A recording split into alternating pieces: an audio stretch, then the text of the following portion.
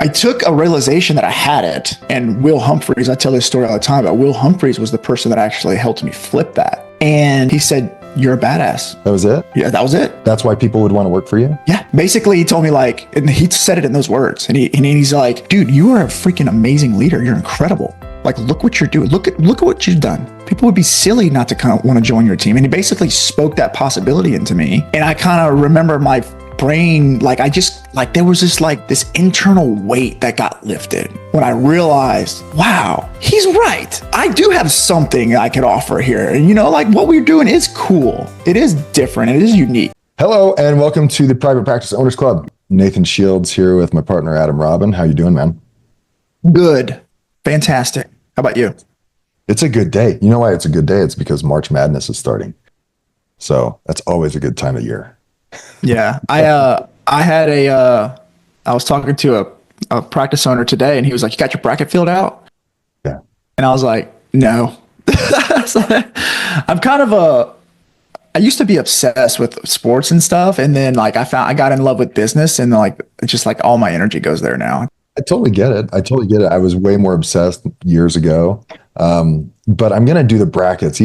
I haven't watched a lick of college basketball all year, but I'm going to do one too. You know what? In order to be like engaged in the season and with your buddies and stuff like that, I feel like I need to be a part of it. And this gives me some kind of investment, just like fantasy football. Like I don't care about, or fantasy baseball, basketball, you name it. I don't get too involved in the season unless I have some kind of stake in it. And I do that with fantasy. Same thing with March Madness brackets. It keeps me engaged, right? But I'm the same way. There are other things that are fulfilling now. And today's topic is, I know it's fulfilling for you because you've been so successful with it. And I was looking back, we haven't talked about recruiting for 6 months. And considering it's such a pain point for owners across the country, we probably need to spend a little bit more time on recruiting. Yeah. In terms of a podcast and maybe addressing it once in a while.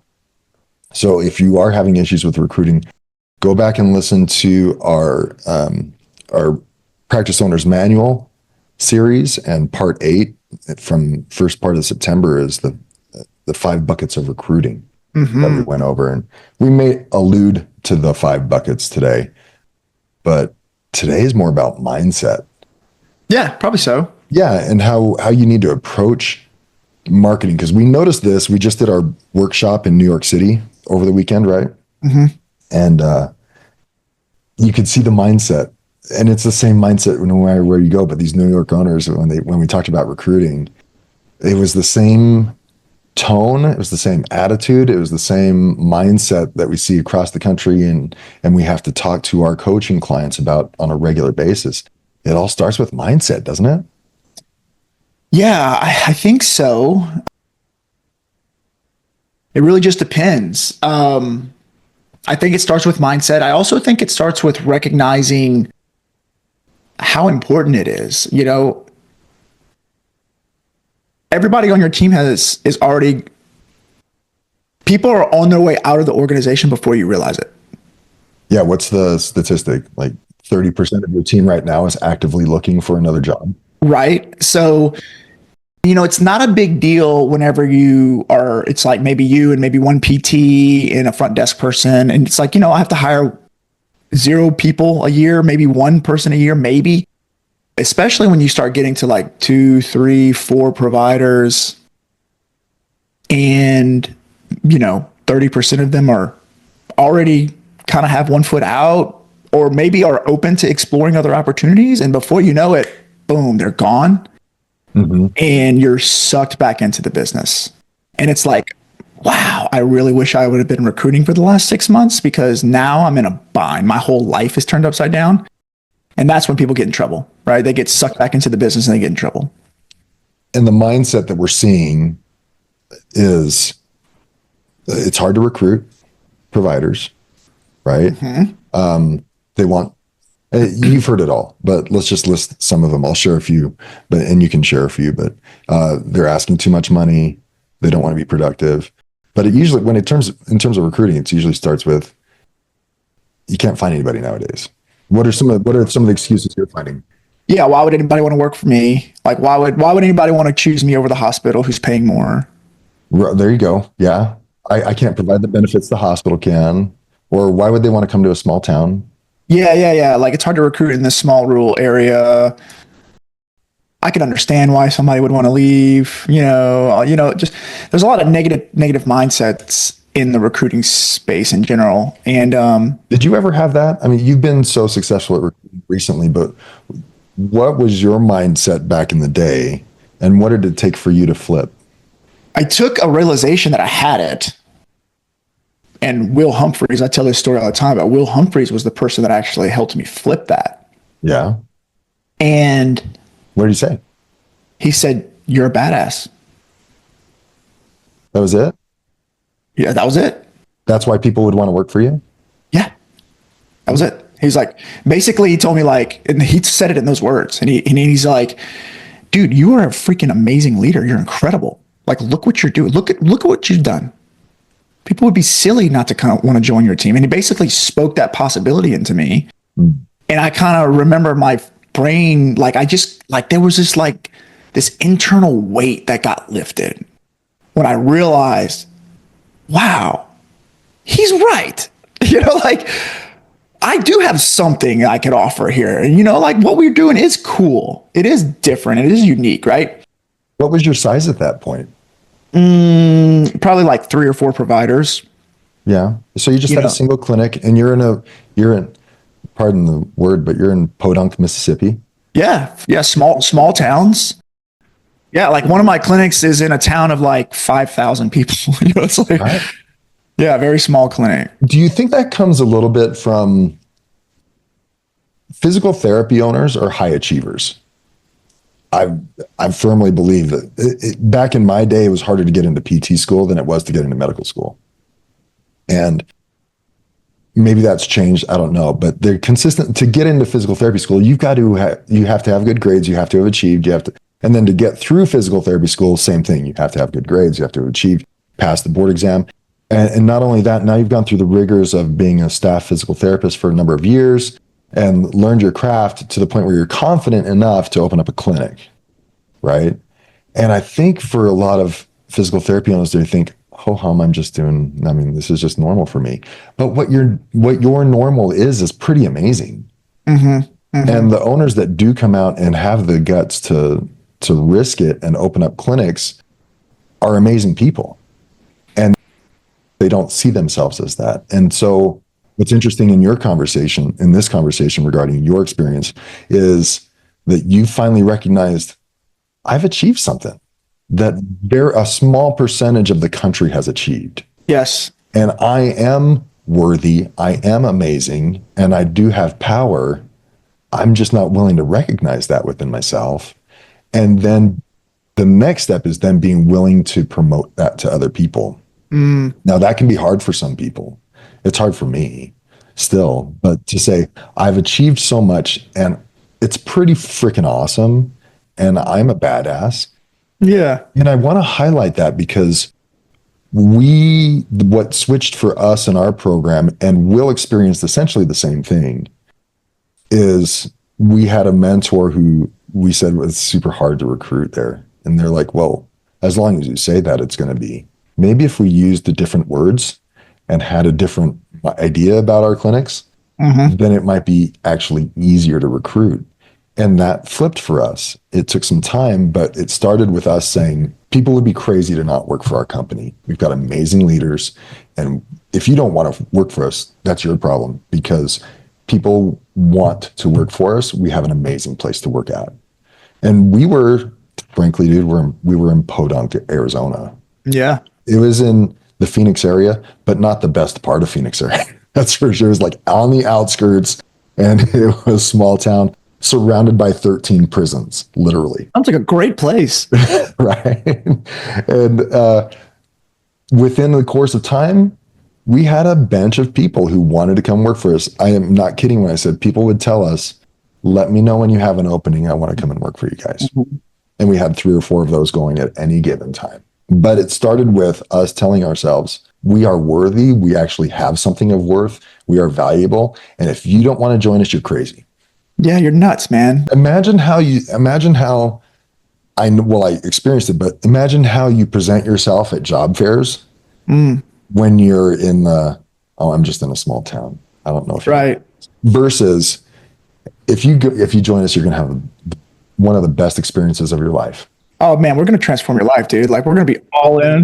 You Yeah. might not stay with us forever, but your experience with us will be transformative, and you will measure every other job outside of us against what you experience here. Right. And having that kind of attitude, people would be like, well, tell me more. Yeah. Well, I'm in Podunk, Arizona. Okay. Who else is here? Right.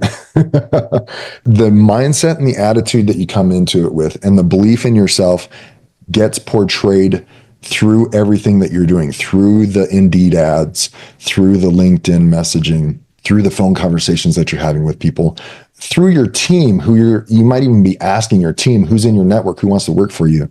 And if you go in with the wrong attitude, then it's going to show forth as you go through all those mediums. Totally, man. It's a decision. In the two quotes that come to mind is, number one, you will never out earn your self-worth. You will never out earn your self-worth, and you will never sell beyond the degree in which you are sold. You will never create belief beyond the degree in which you believe. So you're the first person that has to believe, right? And so that is just a fundamental sales principle. And if you take any type of sales training, like the very first thing that they're going to teach you is what is your pre-sale routine? Like, what do you go into that sales conversation with? You go in with your mindset, right?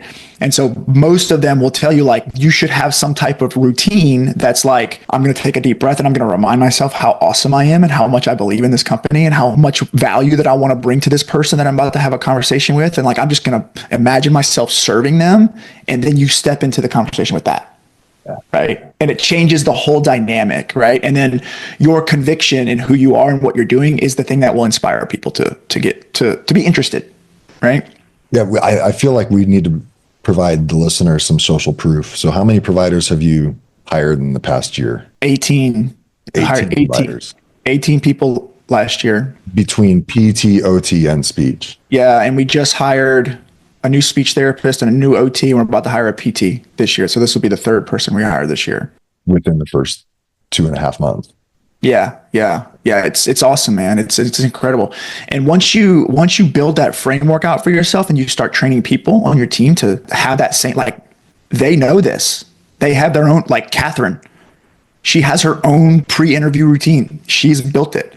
She understands the significance of it. She goes into, so it sounds like what you just said without saying it, she goes into an interview as a sales process. Correct. Right. All of these things, the meetings, the team meetings, they're all sales conversations. The initial evaluation, right? We should all have some type of pre-routine that we, like, who do we want to be when we show up for that process, for that interview, or for that initial phone screen? Okay, well, let's remind ourselves before we go into that. Right. And and then you'll start creating movement. You'll start creating movement inside the organization that way, because people will be inspired by who you're trying to be. Well, you're also going to attract those people who aren't afraid to sell, because many therapists are like, well, I don't like sales. I'm not a salesman. You better get used to it. Well, yeah. If you want a productive team that is self-driven, yeah, they better get used to sales and be good at it and not be scared. For sure. Right. Yeah. But that's really valuable. Number one, that you shared the social proof, because people are saying, well, yeah, you figured it out. What do you know? I mean, it's 5,000 people. Yeah. You get 2 or 3 therapists a year. What are you talking about? But no, 18 is pretty significant. And I haven't heard anyone else do that over all of my conversations. It's totally doable. Like, it is 100% a skill set issue. That's it. Period. You just don't know how to recruit. That's the only reason why you're not recruiting. It's not because where you live. It's not because of any other reason. It's just like, you just don't know how to do it. And if you learn the skills, you will recruit. You will move the needle. Well, imagine that mindset shift. Like, well, I don't know. I don't know how to recruit people, or I'm in a small town, or all the excuses to maybe I can recruit here. What do I need to know? Correct. Now you're opening up possibilities. Yeah. Now you're not have a fixed mindset or a limited mindset. Like if you just say, what do I need to know in order to recruit in this small town? Or in spite of the hotel or hospitals providing greater benefit, what do I need to know? What's the secret? What do I need to know? You need to be trained. You need to train yourself, right? You need to have a discipline of training yourself and learning the skill so that you can do the thing. That's really all it is. And it's, recruiting or any other marketing or hiring, or it's all these little series of like elevating your skills and you becoming better at the thing. And then once you do that, you will create the outcome. That's all it is. People are going to be like, well, what's the secret? Well, we're not going to get into that, frankly, because they're going to be like, well, what are you doing on Indeed and what are you doing on LinkedIn? Go back and listen to our podcast from September, the 5 buckets of recruiting, and we get into that a little bit deeper. And even then, dude, you still have to talk to Adam, reach out to Adam, and he can talk to you about some of the basics of it. But it starts with mindset. If you're not willing to take on the mindset that I have an awesome situation, I'm a great leader, and people would be crazy to not work for me. If you can't sell, like you said, you want to be able to sell others as well as you're able to sell yourself. If you're not able to sell yourself on that, then start with improving your culture. Maybe start getting some stuff together. Maybe learn how to become a better leader. Talk to us about how we can help you do that. You name it, but get better and sell yourself before you go out into the world. And then we can talk about the minutia, the mechanics of it all. But if you don't start with that mindset, all of the mechanics are going to fall flat. Dude, I'm gonna drop a nugget right now. And it's going to be pretty obvious, but stop what you're doing and write down, like grab a piece of paper and start writing down like how awesome you and your practice is.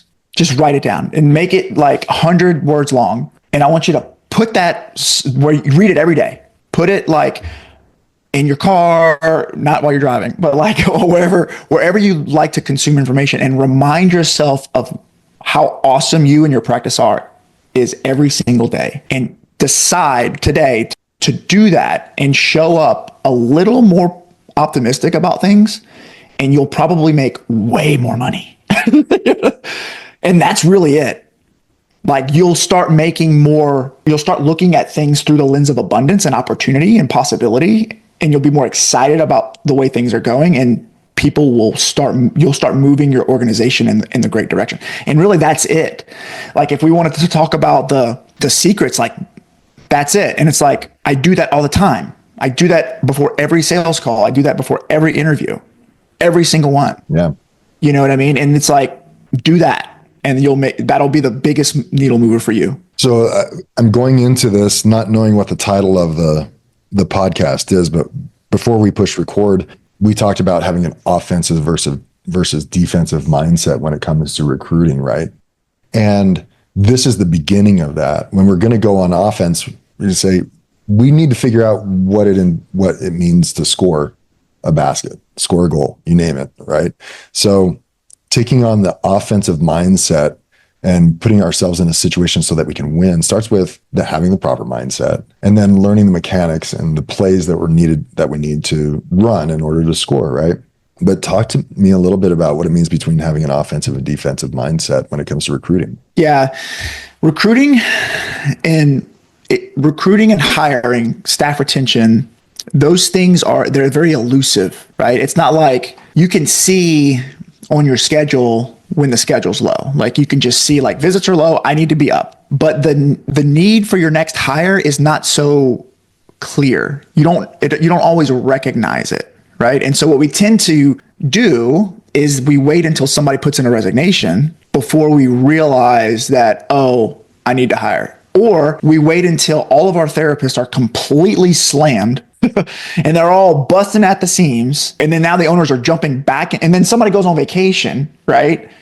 And then the owners are jumping back into treatment, taking their eyes off the vision. And then they decide, oh, maybe now I need to start hiring. And it's too late. Like the damage has been done. People are getting burned out. You're losing money. You're impacting your life. You're impacting your family. You're impacting the opportunities for everybody's being impacted at that point. And it's because we didn't start recruiting 6 months ago. Right. And so that's the defensive mentality. It's like, I can only hire when I need somebody. Yeah. Either in a positive or negative way. Right. You're being reactionary. Correct. Yeah. And so what I would invite you to do is start to play offense, which is more like start looking for opportunities to hire. Start seeking opportunities as an investment. Just like you would take some money and put it into some real estate, or you'd put it into gold or Bitcoin or whatever it is you like to invest in. Start looking for these investment opportunities, because there are amazing people out there who really align with your culture, who could bring some really cool things to the business. And if you're not looking for them, you're never going to find them. Yeah. And there's some people like me who inappropriately equate recruiting and getting out there and putting myself out there, putting out an ad with it's time to make a hire right now. Mm-hmm. Right. And that's not what we're talking about. They're just putting out an ad and talking to people and interviewing them does not mean that you're going to put a ring on their fingers. It's not going to seal the deal. So some people are hesitant to get the ball rolling because they're going to say, well, what do I say? Right. If I really don't have a position available right now. Yeah. And dude, that's a perfect opportunity to say, listen, we're always hiring. Yeah. And if you're the right person, we would bring you on. Like if you found a complete rock star who just moved into town and said, I took this clinic from 50 visits to 200 clinics in 6 months.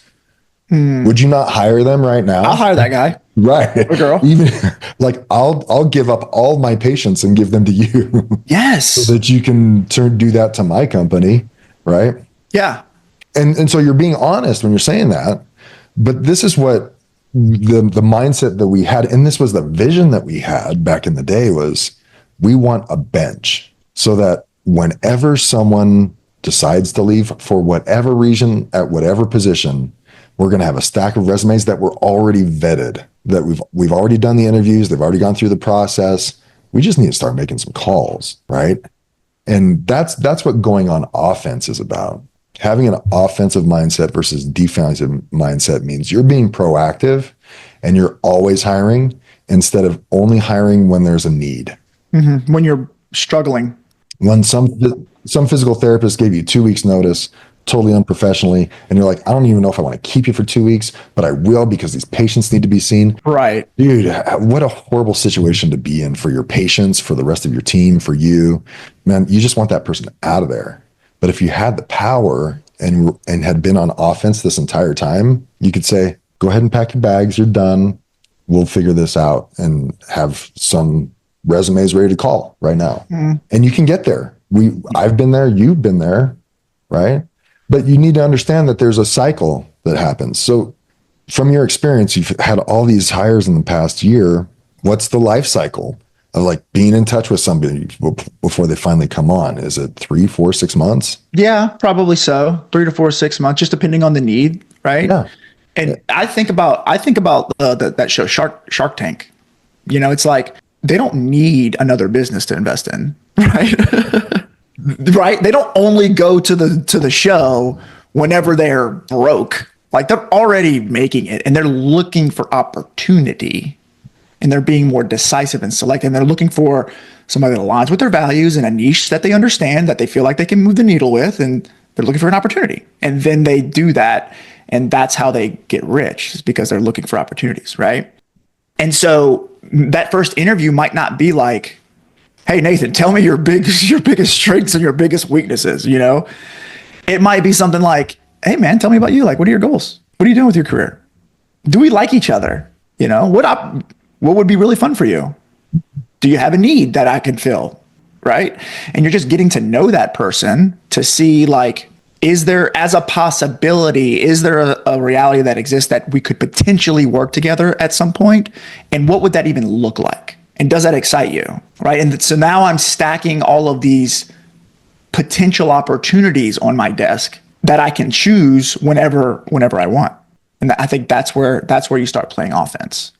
Yeah, and you have to remember that offensive mentality. We're talking about putting yourself in a good mindset, selling yourself before you sell others, and playing offense on a regular basis. And when it comes to boots on the ground, that's when you have to recognize that playing offense means a lot of work consistently done. Mm-hmm. So how much time, I know it took some time to ramp up your recruiting systems. But how much time are you spending in the recruiting space each week? Well, at this point, not a whole lot. I just do like a daily meeting, a daily meeting, A daily recruiting meeting? yeah, just daily meeting, and it's on the schedule to do it every day. But like, Who's in your meeting?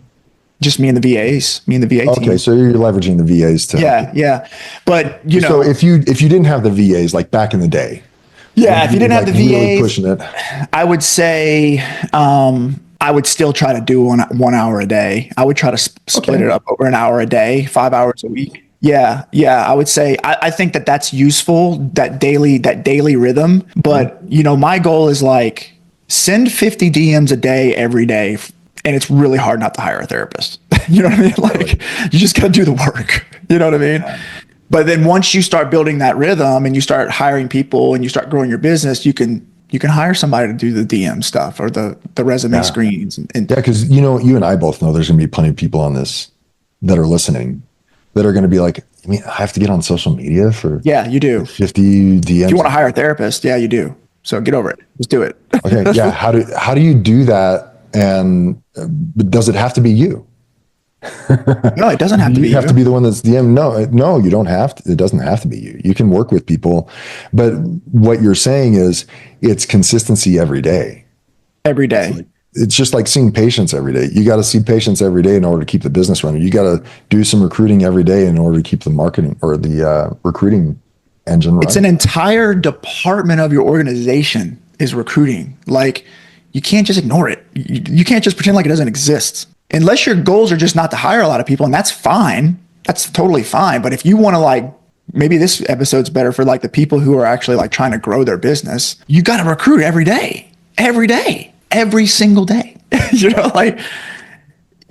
the CEO, I believe one of your jobs is to be a promoter. That's your job. Your job is to promote your place as a place where patients can get the help that they need, and your job is to promote your business as a solution to people who are looking for employment opportunities. That's your job. You have to be the promoter of your business. And so my recommendation is like find that hour, and then what I do is I'll create like a 1 hour daily rhythm. Send 20 DMs, follow up on 4 emails, review 1 resume, make 1 phone call to a university and try to set up a lunch and learn, right?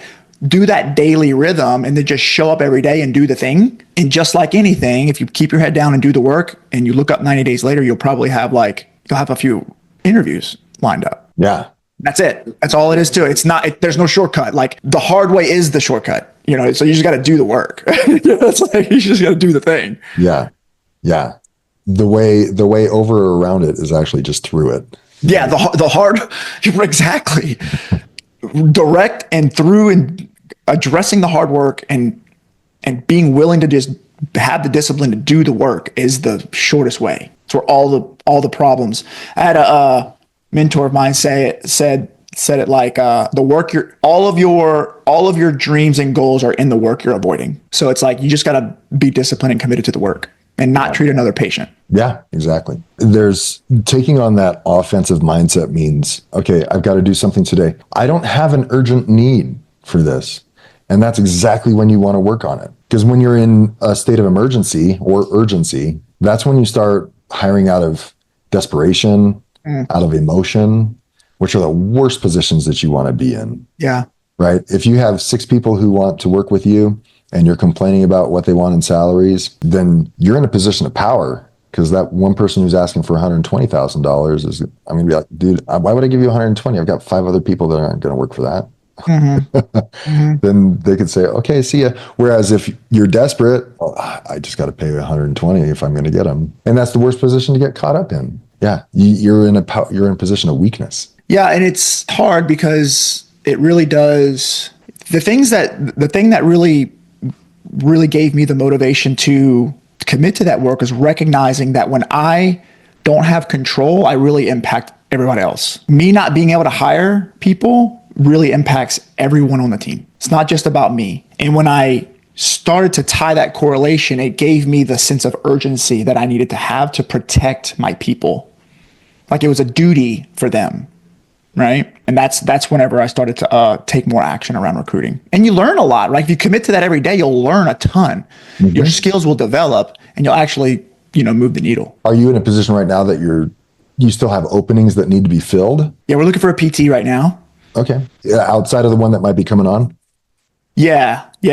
Well, we've got 2 or 3 that we're kind of pushing through the pipeline right now. At that point, and we're very much hiring from a place of offense. Like, we don't need a PT, but like with a great PT, we could see how there would be potential to free up Catherine and free up Joe and get those dogs on, out there hunting more. Like, we could grow the clinic, and that's how winning's done.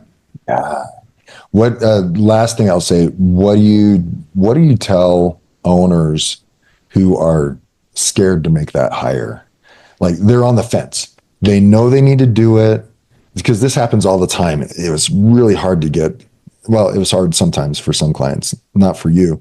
But what do you tell them when they're like, okay, I know I need somebody. This is usually their first hire, right? I know I need somebody, but I don't know how I'm going to fill their schedule and how that's going to impact my finances. What do you usually tell them at that point? Well, you mentioned, you just hit it, right? You're fearful because you lack clarity on your financials, and you lack clarity on how you're going to fill the schedule, right? So there's 2 skill sets you need there, right? You need the skill set of financial clarity. You need to have that. And you need to have a plan on how to fill the schedule. That's it, right? Like, if you don't, like a carpenter doesn't go into work and is like, oh my God, how am I going to nail all these nails today? Right? Oh my God. He knows how many, he has the hammer and he nails the nails, right? So like, your marketing plan is your hammer, right? Like, once you have the hammer, you're like, oh, I just use the hammer, and then all the fear goes away and you just do the thing, right? But you just got to elevate your skills. Yeah, totally. And if there's a lack of clarity, then there's going to be hesitancy moving forward. Right. Your brain is going to want to stop you because it hasn't identified the solution yet. So it's just going to play on loop. Like, I can't move forward because I don't understand how this is going to work. So you have to orient yourself, educate yourself, and then you can move forward. And I think some people are happy in that naivety, because then they don't have to commit. Yeah, it takes a, for sure. And not everyone has to commit. Like, you're not a bad person if you don't commit. But I think that in order to be an entrepreneur, you gotta have this desire to be better, like challenge yourself and be uncomfortable, to do some hard things. Yeah. Because you know that with that sacrifice comes a greater sense of possibility, and you just got to want it. You got to want it. And sometimes you got to be willing to just kind of jump in without having all the answers, just knowing that you're going to surround yourself with some good people. You're going to learn and educate yourself, and you're going to hustle, and that will drive you through. Well, anything else you want to share regarding the topic? I think we really covered a ton of good stuff. Anything else you want to share about offensive versus defensive recruiting? I'll just reiterate that your people already have one foot out of the door, whether you know it or not. And that should scare you a little. And if it doesn't, good luck. So like, have a little bit of urgency around recruiting, and let's have a good year. You know what I mean? Let's just make sure, let's just solve the recruiting thing, and let's have a good year. I would love to see someday, I haven't seen it yet. I would love someday someone come to us with recruiting problems, having said, I'm doing 4 to 6 hours of recruiting effort per week. Sorry. I'm recruiting 4 to 6 hours a week, and I'm consistent with social media reach out, LinkedIn, emails, universities, and I still can't find somebody. I haven't seen it yet. I mean, in spite of the attitude adjustment, I mean, that's the first place I go. It'd be like, well, are you really selling something positively? That's a good point. But I would love to see you do all those things and then say, I can't find anybody. Yeah, it's a good point. Like, I've never seen somebody truly give it all they got and fail. It doesn't happen. It just doesn't happen. The people that don't make the progress, and I'm talking to myself, are usually the people who are kind of avoiding the thing. They're kind of not doing it, or they're not doing the stuff with it because other things are getting in the way. Right? Yeah. Whatever it is, distractions and urgent things. Yeah. Like, hopefully that will at least give the listeners some peace in knowing that all you got to do is just do the work. It's really that easy. Like, we don't have to overcomplicate it. Yeah. I've yet to see someone who's the most that we're usually seeing, and you can correct me if I'm wrong, is, well, I'm posting on Indeed. I don't know what else to do. Or I'm talking to maybe they also take students and are in the universities. And they're posting on Indeed. Maybe they're refreshing every 30 days. Maybe that's usually the extent of it. Yeah, but even doing that, you should get some leads. Yeah, if you're not actively taking students on a regular basis. And at that point, I think it might be a mindset issue. Like you're not converting, Yeah. Now you're not clear as to how to sell somebody on your clinic. Correct. Right. Anyways, I highly recommend you follow this up by going back to the first part of September, our 5 Buckets of Recruiting podcast. And if you have further recruiting questions, then you need to talk to Adam. Yeah, talk to me, man. I'll point you in the right direction. Reach out to him. He's on all the socials. Join our Facebook group. You can DM through that. You can find him on Facebook, LinkedIn. He's on LinkedIn on a regular basis. And emails adam@ppoclub.com. You can email him as well. So you just need to start putting out the effort. Let's do it. Right? Let's do it. Cool, man. Thanks. Good one. Thanks, brother. Yes, sir.